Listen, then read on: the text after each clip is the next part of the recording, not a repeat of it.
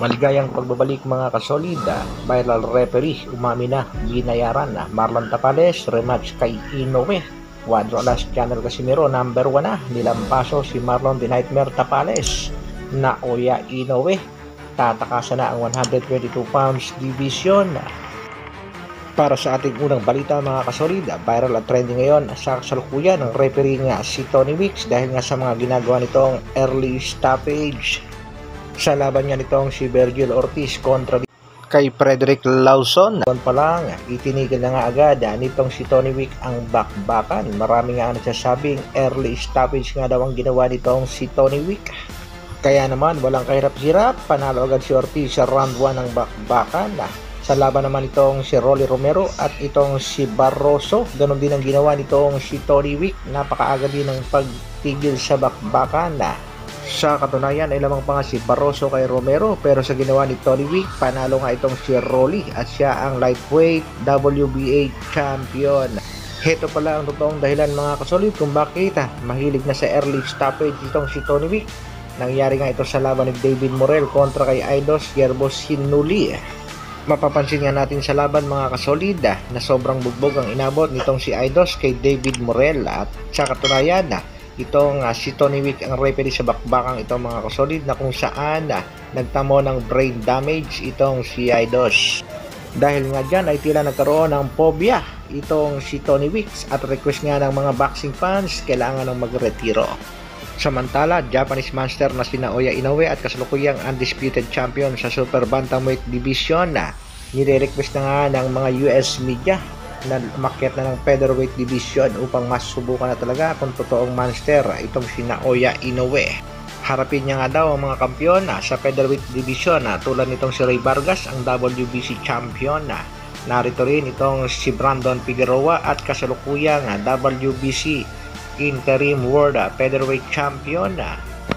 Nakabang din ang IBF champion na si Luis Alberto Lopez na may kartadang 29 wins, 2 losses, at itong undefeated champion na si Rael Espinosa at kasalukuyang WBO featherweight champion.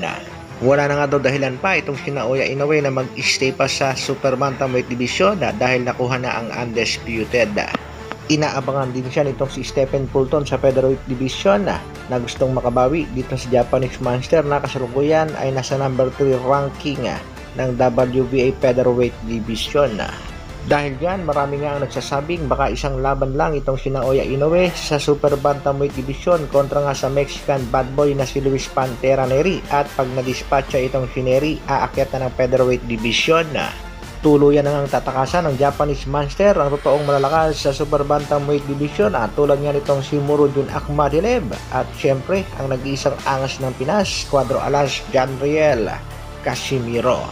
Tatakas na naman ang Japanese Cartel. Sa kabilang balita naman mga kasolida, pambato natin si Marlon the Nightmare Tapales sa latest interview nga ay gusto pa rin ng rematch dito sa tinaguriang Japanese monster na sa Naoya Inoue.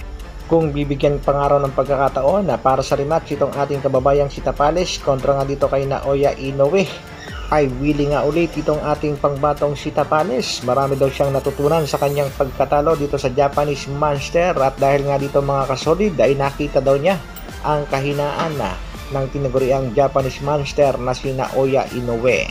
At kung sakali nga daw magkakaharap ulit sila nitong si Naoya Inoue, sinisigurado nitong si Marlon the Nightmare Tapales na maiiba na ang desisyon. Marami nga daw siyang babaguhin sa kanyang estilo, lalong-lalo na ang kanyang footwork.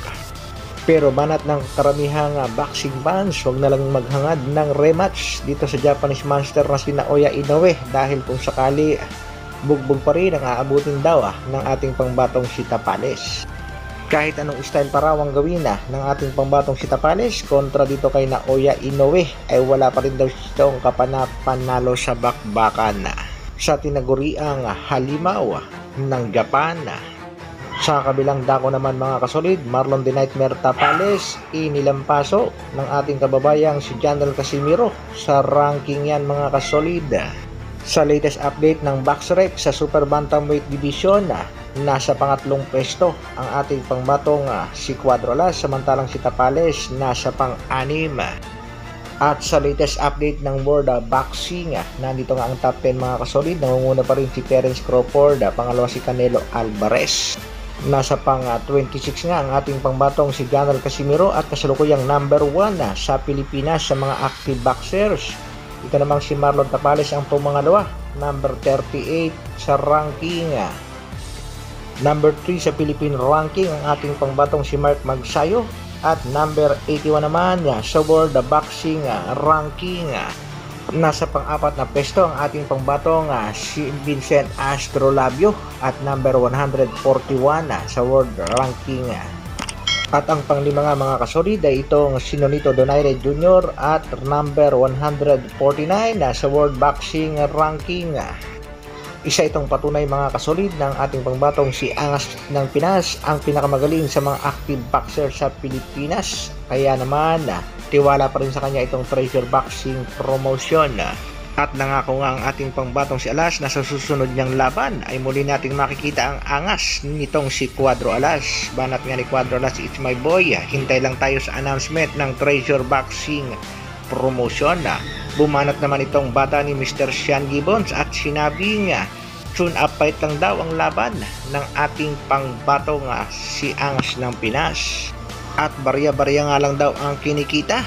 Sinabi pa nga nito nga driver at pahinante daw ang dalawang huling laban. Anak ng Tokwa naman, mga former world champion yan at former global champion. Tatawaging driver at pahinante lamang. At sa sinasabi namang barya-barya lang daw ang kinikita ng ating pangbato, heto ang mga patunay mga kasolid na barya-barya nga lang talaga ang kinikita nitong si Cuadro Alas, Donald Casimiro.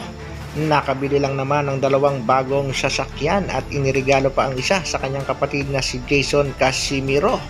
Namigay ng libo-libo at sako-sakong bigas sa kanyang mga kababayan. Ayan, barya-barya lang din yan, kaya pag inggit pikit na lang. Nakapagpatayo pa ng sariling boxing gym. Siguradong barya-barya lang din ito mga kasolid. At ang pinakahuli nga mga kasolid, nakabili ng ektarya na namang lupain sa kanyang lalawigan. Kaya ang importante, maging masaya na lang tayo sa tagumpay ng ating kababayan. Hanggang dito na lang muna mga kasolid. Maraming salamat sa patuloy na pagsuporta at panonood. Isang like naman dyan. At sa mga bagong mapapadaan sa ating munting channel, subscribe naman. Mabuhay, Dr. Alvin Vlogs. Burra!